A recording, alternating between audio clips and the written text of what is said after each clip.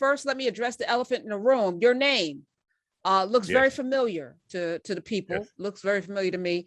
Would you happen to be the grandson of Isaac Hayes? Some people know him as Chef. I know him as the man with the voice, the myth, the legend, the one and only, the great Isaac Hayes. Is that somebody related to you? I'm not the grandson, I'm the son. Oh, he was Isaac Hayes the second? Hayes was actually, my dad was actually a junior. Look at that. I'm the third. You're the third. Okay. Yeah. Well, that's amazing. And you do have a voice yourself. I hear the resonance. Do you sing at all? No, but I've been doing voiceover for like 18 years. Okay. Wow. All right. So how does one go from that into this tech space of creating a social media platform? Tell us the origin story. Dreaming big, dreaming bigger. I've been in the music industry for about 20 years, and I started managing my father's estate in 2013 and kind of stepped away from producing music full time to run that company. And during that time, I just was on social media a lot and realizing we make a lot of content, but we don't really get paid for it. And so I really wanted to build something that allowed any user to actually make money for the content that they create, rather than being on platforms where they can't really monetize collectively. And then the platform makes like, 17 billion in ad revenue like Instagram did in 2020, and none of that goes to the users of the platform. So that was kind of like the idea of building Fanbase. Explain this. A lot of people are on IG, a lot of people are on TikTok, and a lot of things go viral in these platforms. And there are some IG influencers that are able to, use, because I know a few who are using their influence to make money, but they make deals with sponsors and corporations, but they're not getting paid from the platform itself. Right. Why is that? And then how are you able to pay people? So, the reason why they're not able to get paid from the platform is because the platform isn't set up that way. Like, honestly, it's really the business model of tech companies to have people collectively look at all the content, but not show everybody's content. So I use the example, if you have 1 million followers, and every time you post something on Instagram or Facebook, 1 million people see your content, or they distribute it to 1 million people, then who are the brands going to pay? Are they going to pay the platform, or they're going to pay you? They're going to pay you.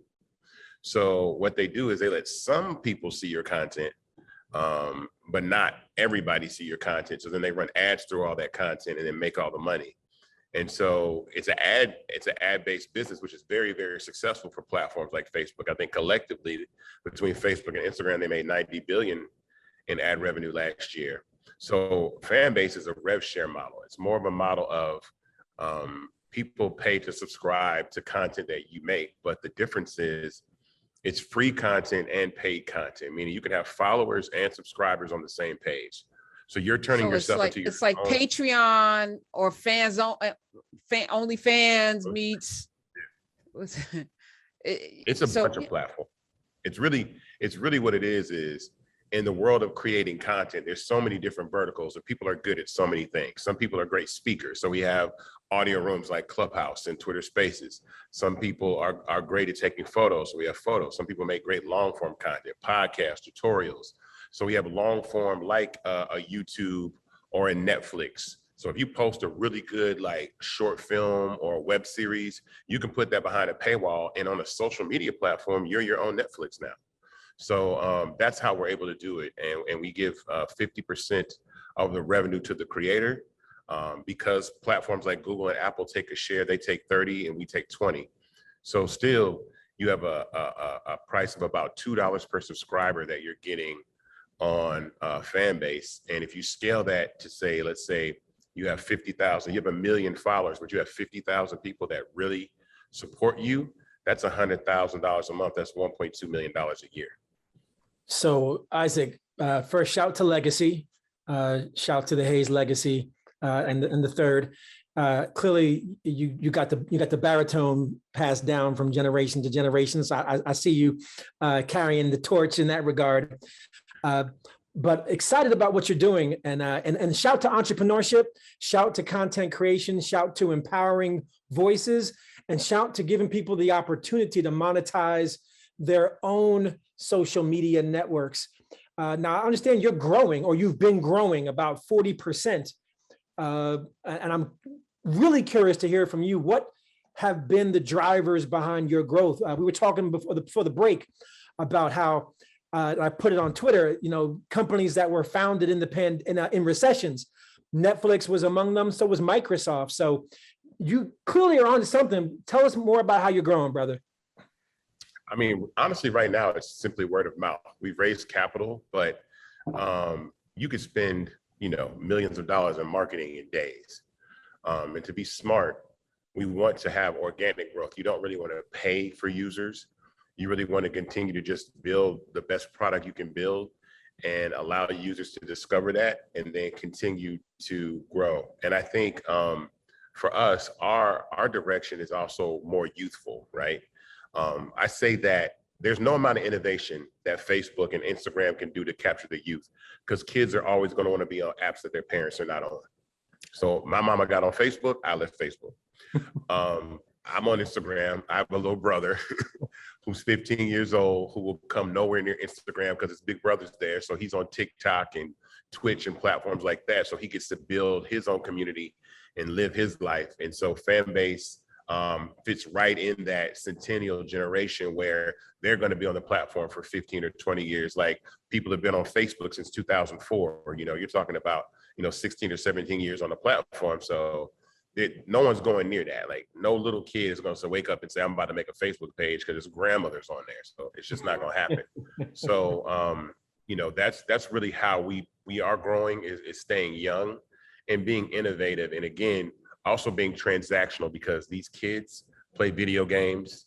The love functionality in Fanbase, where you can like a post for free, but love it, you give the person whose post you love or live you love or content you love half a penny. That's just like having virtual currency on Fortnite or 2K or Call of Duty. So you buy that virtual currency and then you give it to users for the content that they post if you want to support them in that way. Ingenious. Yeah. Go ahead. I'm sorry.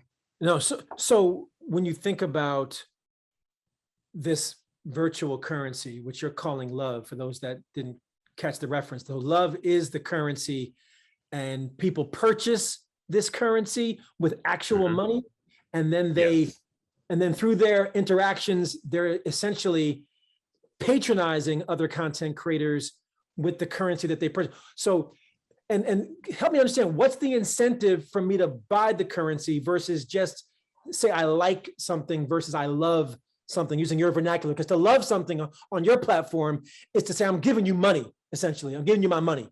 What's the incentive? What's the incentive to buy the money? You know what? It's not necessarily incentive. The youth are very, very transactional. You'd be surprised. It becomes a little bit addicting just to support someone in that way. And also through, and I say users, we use the word content creator, and we need to stop using that word, because it kind of marginalizes or narrows down the scope of what it really is. Because in actuality, every user on social media is a content creator. So I think using the word users. If you post one photo a year, you're still running ads in between that collectively with everyone else. But users who incentivize people to support their content or even unlock it. Even on Fanbase, you can unlock content. So if you are someone that has a great makeup tutorial and you put it behind a paywall, someone can unlock that one post with love where they can subscribe for all the posts.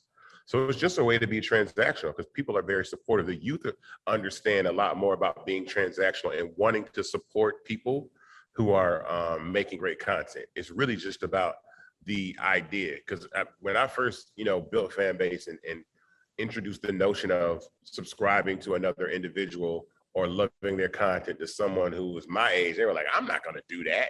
These kids, they get it. They understand it. They will pay for content. They will support their favorite gamer, their favorite musician, a podcaster, by giving them money. They want to just support in that fashion. Mm. I love what you're doing. Isaac Hayes III is here. You can follow him at Isaac Hayes, the number 3, and at Fanbase app. I started a social media platform a couple of months ago called Nubia, which was, a need that arose from from Narrative, which I created, which is a platform around education. It's the largest Africana studies classroom in the world. And we've collected these people who want to know about history through the lens of our own experiences. And then they needed a place to come together to communicate, right? So that was born out of that. I love that we have these options where we don't have to be in these spaces where we got to fight people, where we got to, have the echo chamber of folk coming for you because you have an opinion that's a little different and they don't understand your nuance, to create spaces for people who understand who each other are coming together. I think is super important. Not to, just have these, spaces where we can be free. How did you start? So the hardest thing for me when I started, I was like, I've never started a social media platform where I'm the first person in. What do I do? If there's nobody here, it's like a tree falls in the forest, nobody's here. It was daunting. How did you start? And then how did you grow it? And financially, when did you start making money, or have you? So I got lucky. Well, first I did my research. So being an avid social media user, understanding how platforms work was just something that I knew, and I'm pretty good at marketing myself or things that I'm involved in on social media. I had the gift of having friends that were in the tech space that have been, very successful.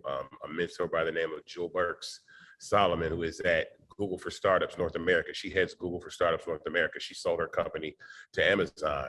Barry Givens, who is at Techstars. And these were the people that I met here in Atlanta that are friends of mine that I was able to sit down and talk to for hours and be like a student and say, well, what about this? What about that? How to make a deck? How do I raise capital? Who would I do? What about a CTO?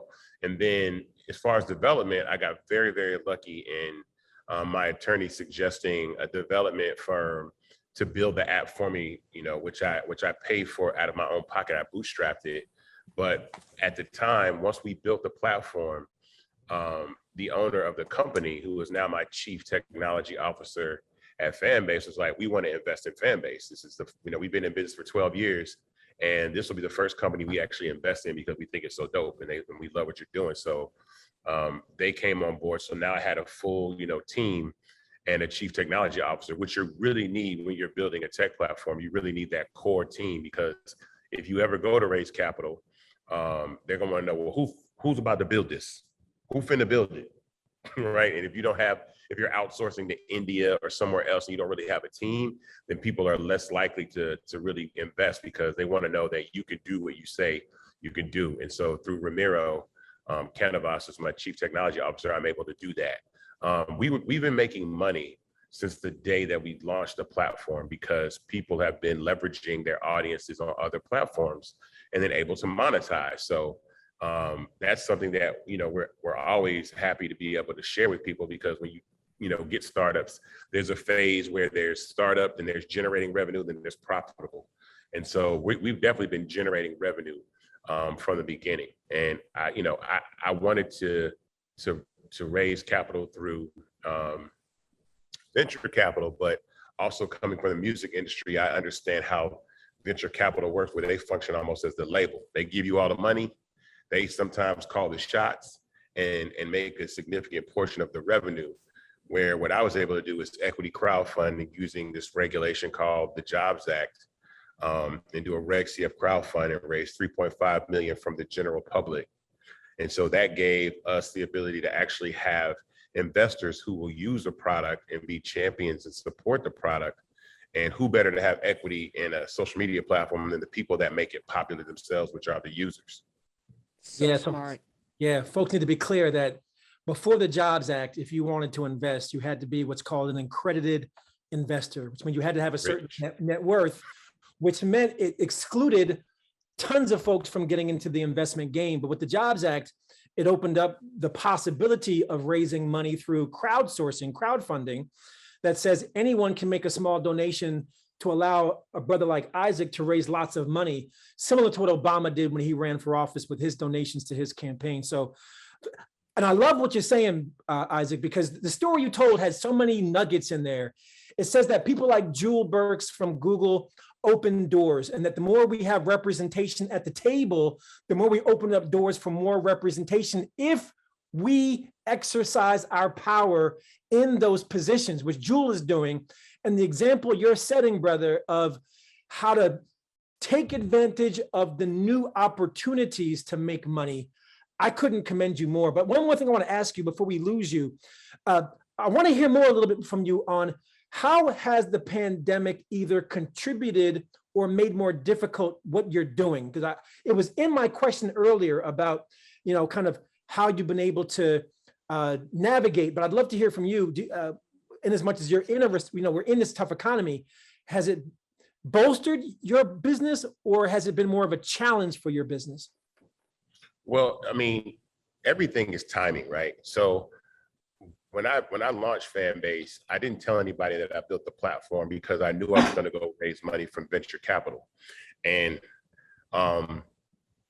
understanding that, I knew that they would say, well, how did you get users? Well, you know people on social media, so that's why you have users. So what I wanted to do is have a proof of concept. So I didn't tell anybody and just watch and see if people found the app, used the app and got it. And organically, we got about 10,000 users, and users were making money. And this one user made about $6,000 in the end. I said, okay, I have a proof of concept that people will pay for content and it works. So January 2020 is when we started sending out, the deck and talking to VCs, and then COVID hit.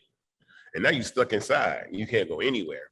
And so that's where the idea, a good friend of mine by the name of Monique Idolette, who has a company called Rain Venture, said, you need to get on Start Engine because Fanbase is dope and you can actually raise capital. So Monique Idolette, another mentor, gave me the idea, another Black woman too, because really most of all this wouldn't have happened without Black women.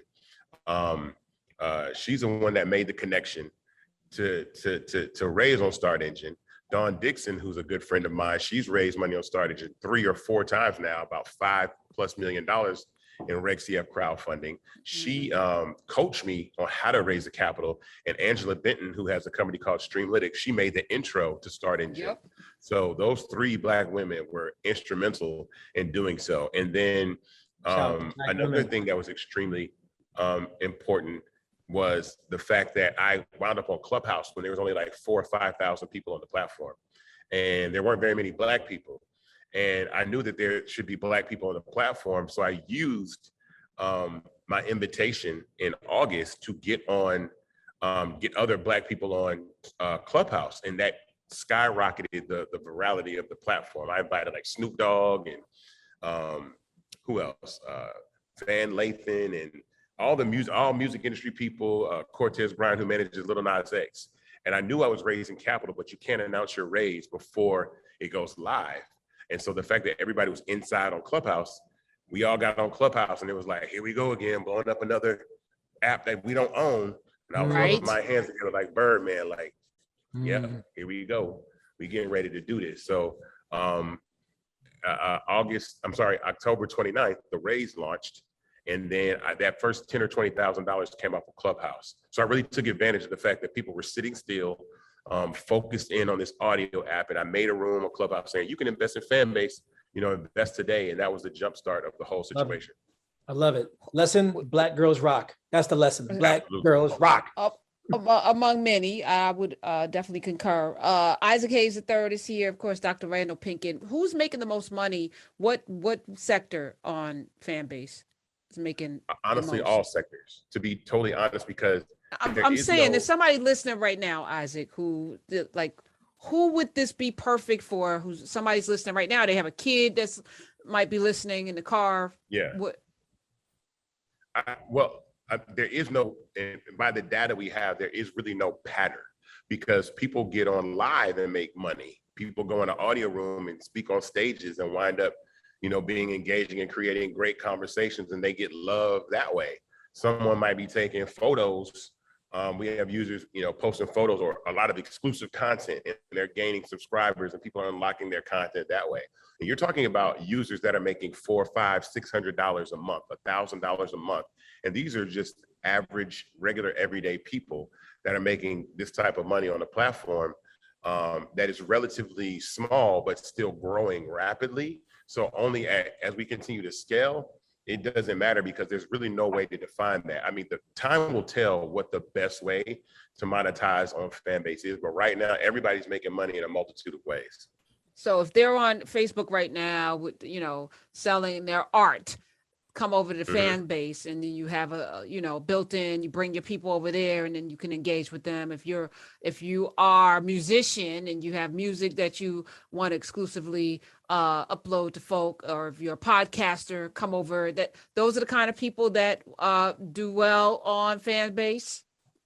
Yeah, I mean, yeah, absolutely. I mean, I think definitely being able to, if you have a niche, talent or skill, and then have a larger audience. Because what I tell people all the time is don't leave Instagram, don't leave TikTok, don't leave Facebook. Use the audience that you built already and leverage that to bring them to Fanbase, and use that as your marketing tool to build your fan base over on the platform. Because, there are multiple silos. I call them multiverses of social media. There's an entire universe of Snapchat, an entire universe of Patreon.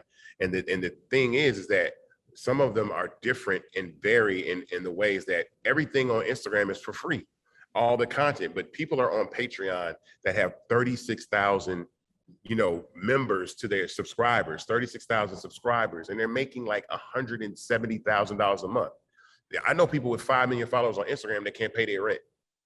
There's a difference. And so if your monetization, I always tell people, you want 1 million followers or $1 million? That's different, because $1 million is only, like I said, there's only 50,000 people paying you $2 a month, right? Come on. But 5 million followers that love all your photos but don't give you a dime doesn't mean anything, because then you're like, maybe I'll get on Wild 'N Out. Maybe some brand will pay me to post their flat tummy tea, or, do something. And then you're not yourself. Then you're not even you. The thing that made you have 5 million followers, now you're a walking billboard. So if you focus in on, I can still be me and then monetize a certain sector on the same platform, I'm good, because I can satisfy 2 different audiences and at the same time make money. So that's the point and purpose, is democratize access to distribution. You can post up to 1 hour's worth of long form content on Fanbase. So you and everyone else on the platform is literally their own Netflix. Somebody's going to start out in their bedroom and become a multimillionaire off Fanbase because they're going to upload some cartoon or some podcast or some short film, and then people are going to start subscribing, and then season 2 is going to come around, and season 3, and then before you know it, they got 100, 200,000 subscribers. So it's going to snowball.